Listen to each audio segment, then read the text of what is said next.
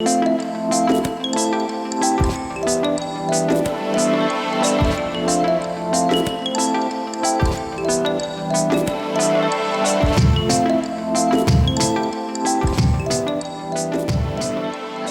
to Doing More. I'm Erica Cardenas. I'm joining you from my home, of course, following the guidelines of self-isolation. As we're all aware, these past few months have been challenging. Our lives have been interrupted from work and school to public and social gatherings. But despite all of these challenges, our goal here on Doing More and the Yurview network is to shine light and hope through awareness and education. People everywhere are trying to adapt and cope with all of the changes in our daily lives. While change is inevitable, sometimes it can be stressful and challenging, especially changes that are unexpected. Although sometimes it can be a positive change depending on our perspectives. Just like the experts from the UNLV School of Public Health and Southern Nevada Health District got together to shed some light based on our current circumstances. Take a look. One of the things we're worried about is that we get exposed to this virus. So could you tell us a little bit about how do people get exposed to viruses? How do we expose each other, and how do we kind of spread them around? Dr. Kraschauer, do you mind starting on that? Sure. So different viruses have different mechanisms of spread. For this coronavirus, it's spread, or it's believed to be spread mostly through the respiratory route. So someone coughs or sneezes, a large number of large droplets are spread in the air in close proximity to where you're coughing or sneezing. And then someone else will inhale those particles, or those particles will contaminate a surface. Someone else will touch that surface and then rub their nose or their mouth and inoculate themselves. So there's some controversy about whether this virus is also spread through aerosols, which are very small particles that stay in the air for a longer period of time. It's suspected that that doesn't play a large role in transmission, but in certain settings, like healthcare settings, where people do procedures which can aerosolize particles, for example, when you're giving someone a nebulizer treatment or something like that, then it's more likely to spread in that sort of setting. But for the most part, we're talking about the large droplets. For example, when we've seen that graphic of someone sneezing and there's a black background and you see all those large droplets, and that's kind of what we're talking about for COVID-19. Excellent. So when those droplets get sneezed out, so how do they actually get, obviously they go on to the next person, but then how do they infect that next person? How does that happen? So the virus is present in those large droplets, and those droplets need to be exposed to the virus needs to gain entry into your mucous membranes. So as Dr. C said, through the eyes or the nose or the mouth. And so basically, you're inhaling those particles, or you're touching something and then you're rubbing your face, you're rubbing your nose, and the virus gains entry. And it's not until the virus gains entry into your cells that it starts to replicate.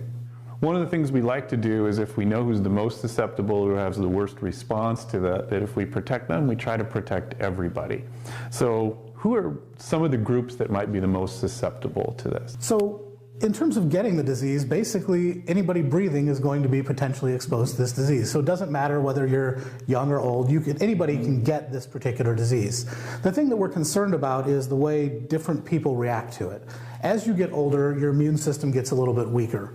So that's why we see people in the older age groups more likely to have a serious disease, more likely to need hospitalization, and also more likely to die, unfortunately. And the same is true for underlying health conditions. So if you have certain conditions that make your immune system a bit weaker, if you have uncontrolled diabetes, things like that, that can really lead to immune problems, and that's going to put you at higher risk. And if you have lung damage from COPD, you're a smoker, things like that, those types of things cause physical damage to the body, which may make it a little easier for the virus to get in, but it's a lot tougher for your body to deal with that. If it's harder for you to breathe on a normal basis, once you get infected, it's going to cause more serious problems.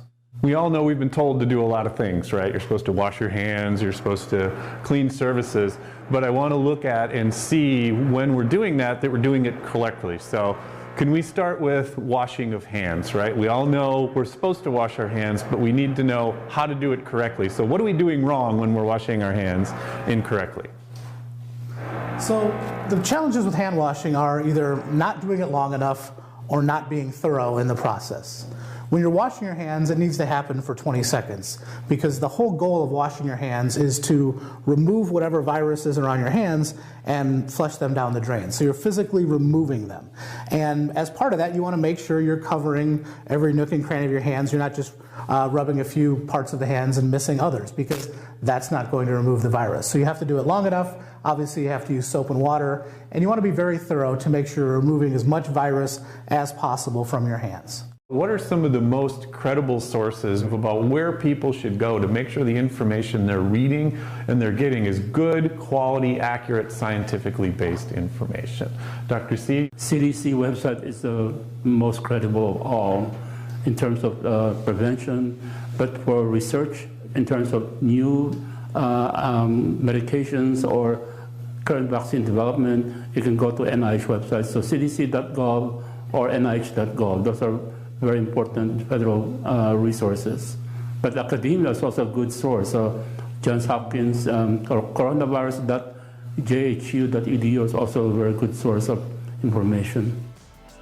Nevada is just one of the many states that has taken steps to minimize the risk and spread of the virus. As we move forward globally, let's honor the guidelines and practice social distancing so we can make our world a safer and better place. I'll be back with more on Doing More right after this. Arizona is working hard to get more medical equipment, help people in need, and stop the spread of COVID-19.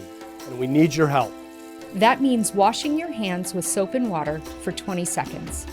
Use an alcohol-based hand sanitizer. Avoid touching your eyes, nose, and mouth. Cover your cough or sneeze. Avoid groups of 10 or more people and stay at least 6 feet from others. Please visit azhealth.gov for more information.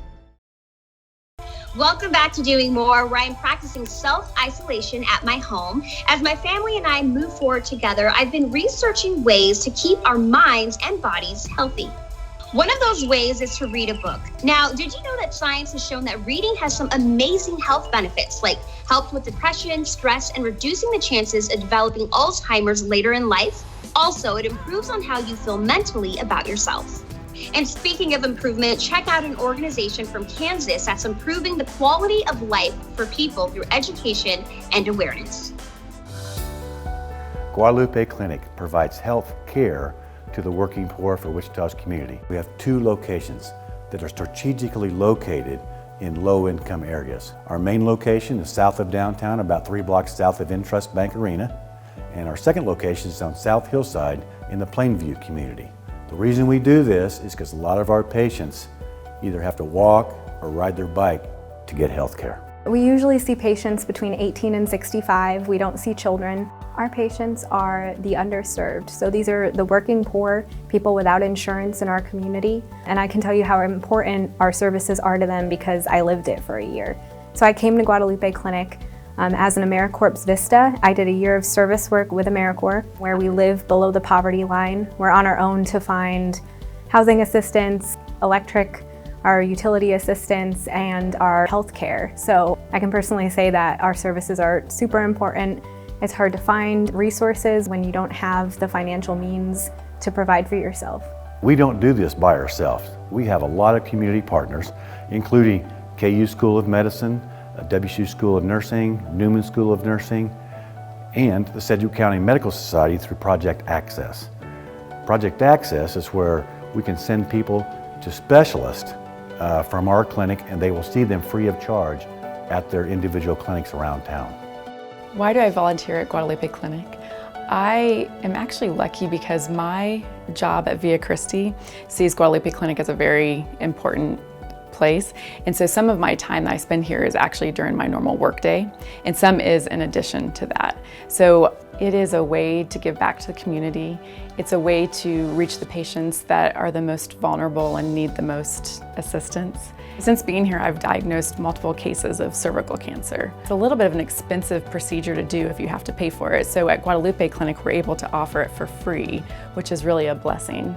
Our biggest fundraiser of the year is WineFest. And it does 2 things for us. It raises money and it raises awareness of what we do, both for our patients and for our donors. Every dollar that people give to the clinic goes directly to patient care. Actually, it's better than that because our providers donate their time If we had to pay them, we can say really every dollar you give, we're giving up to $3 worth of patient care. How do we do that? Well, our foundation funds our overhead. So every dollar people give goes directly to patient care. I want to genuinely thank everyone for their contributions and support of Guadalupe Clinic. We are funded 100% with donations. We don't accept any federal money, so every dollar we get comes from you. We also traveled to San Diego, California, where we visited the San Diego Food Bank, where they feed tens of thousands of people every month. Welcome to the Jacobs & Cushman San Diego Food Bank and their 90,000 square foot facility. Last year, we pushed through over 32 million pounds of food. 10.5 million pounds of that was fresh produce. And we feed 350,000 people every single month. How do we do it? Well, we are supply chain at its very best.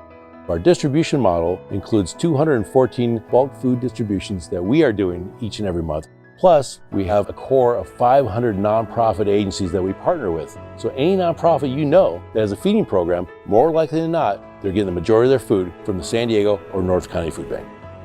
Who is the face of hunger? We estimate about 1 in 7 people in San Diego County, about 450,000 people are termed food insecure. Of that number, about 177,000 are children. So our service population, working poor, seniors on a fixed income, children living in poverty, and believe it or not, active duty military, their dependents, and veterans. All this population, all these people, they don't know where the next meal is coming from. The San Diego Food Bank is a completely local and independent nonprofit organization that depends on the kindness of others. None of our important work happens without the support of great donors who really partner with the San Diego Food Bank to make our programs and services possible. We also depend on a huge volunteer base. Our volunteers are an integral part of our supply chain. We have 20,000 registered volunteers, over 28,000 volunteer visits a year, and because of those volunteers, we're able to feed more than 350,000 people every single month. Many people ask, how can I help? You can volunteer for the San Diego Food Bank. Volunteers are the lifeblood of our organization. Just go to sandiegofoodbank.org, register to volunteer. No group is too small, no group is too large, but those volunteers are integral to our success in feeding the community. Another way you can help is by hosting a food drive. Each year we hold thousands of food drives and they raise millions of pounds of food for people in need. So just go online and register your group, your company, your organization. It's that easy. Another great way to support the San Diego Food Bank is through our virtual food drive, where you can literally buy food on our behalf. Just go on and register, and we can even customize a virtual food drive for your organization, your company, your employees, where you receive a special link just for you to help raise food and track your impact. Lastly, another great way to make an impact is to go online and make a financial contribution to the San Diego or North County Food Bank.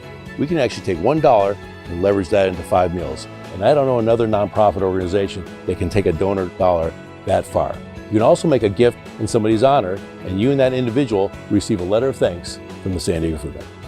On behalf of the San Diego Food Bank, our staff, our volunteers, and the 350,000 people we serve every month, thank you for helping us fight hunger and feed hope in San Diego County. The San Diego Food Bank wants you to know that you are not alone and that they're dedicated to feeding families. Also, during this vulnerable time, they're asking more than ever to help support the cause. So if you'd like to donate, just head over to their website. I'll be right back.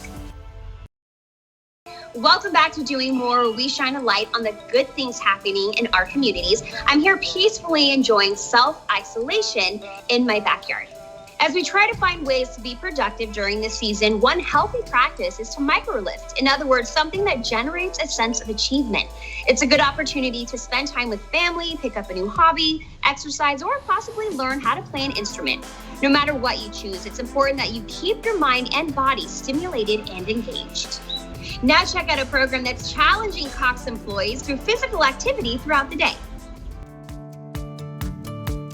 Welcome to our on-site walk to kick off the March Movement Challenge. Let's get out and move.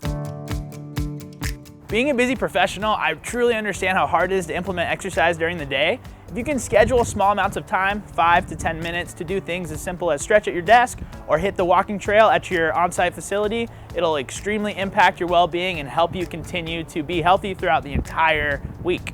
This walk is kicking off our March Movement Challenge, which is going to provide employees incentives to do daily physical activity, leading all through the month of March, and then we're ending the challenge with a 1 mile or 3 mile walk with the American Heart Association as a big group.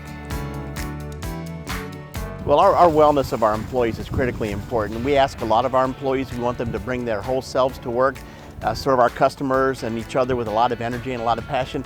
It's really hard to do that if you're not in the best shape you can possibly be in. So what we do with programs like this is try to make sure to stress to our employees the importance of movement, regular movement. A lot of us have jobs where we're sitting at a phone, sitting at a desk. There's nothing more important than getting up and moving around for your fitness. You know, I read somewhere that, sitting is the new smoking. And a lot of us sit all day. So to me, I think it's great that we promote activities and events where employees can actually get out and step away from their job and just, mentally take a break and have a chance to socialize, with their friends as they're walking. And it's great that we have these paths on campus that people don't have to go very far. And it only takes 5, 15, 20 minutes. Two of my peers and I, we try our best to walk every single day. We walk twice around the entire campus, and so that's equivalent to an hour. But lately, the last 2 weeks, we've actually started going up the parking garage through the stairs. So not only do we do the mile, but we also do the stairs, and that gives us a really good workout. So for the individual that hasn't started the program yet, define why you want to do it. Maybe it's for your spouse, maybe so you can have more energy with your kids, or maybe so you can excel more in your career.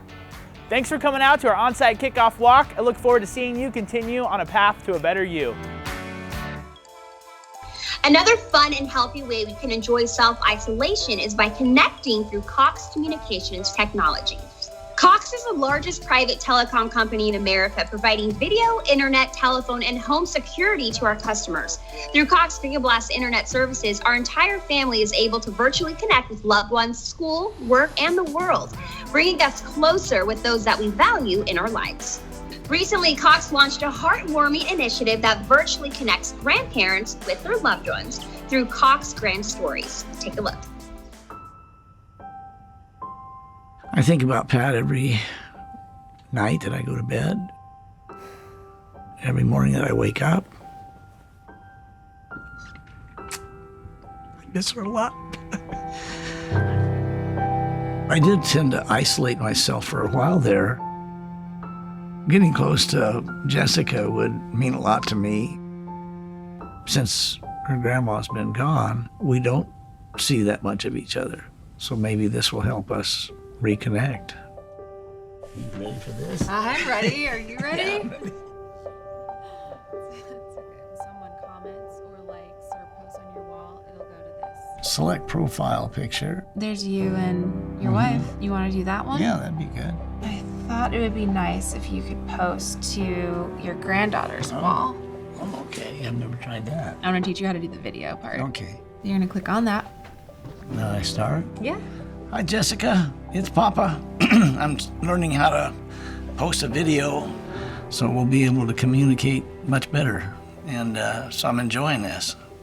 All you have to do is press post. All right. That's cool. That's kind of cool. You've impressed me with this video upload. Oh. Look at your mad skills. So she wrote that back already? She wrote that back just now. Oh, yeah. How did they ever come up with all this? Hi, Jessica. It's Papa. I'm sitting here at my desk and wanting to explain how I first met your grandmother. I worked up enough nerve to ask her if she would dance with me. We knew we had just 2 weeks to spend together before I got shipped out. And so we got to know each other through letters. We wrote every day, and we numbered our letters. On the left side, number 1, and then how many days I had left on the other side. Anyway, this is the first letter from Meemaw to me. My dearest, darling Larry, I sure hope the rest of this month goes fast. I love you so much and can hardly wait until our wedding day. I've got something here that says Jessica Woods. Hi, Papa. It's been really great seeing those videos that you've posted these last couple weeks. It has inspired me to share a little something with you as well. Mima wrote me a letter, a very special letter, on my 16th birthday. I have it right here. I always seem to find it around the time that I might be struggling or just need those words of encouragement. So I just wanted to share that with you, Papa. I love you so much. Bye. Wow. Love it.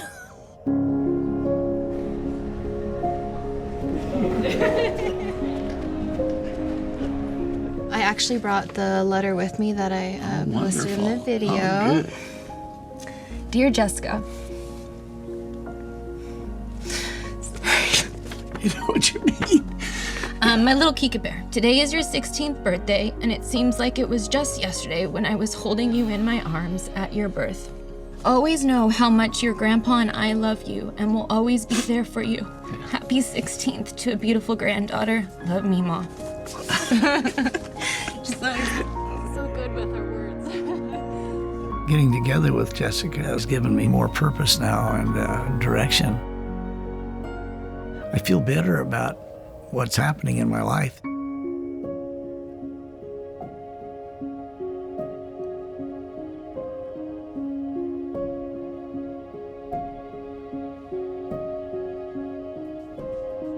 Hi, Jessica. It's me again.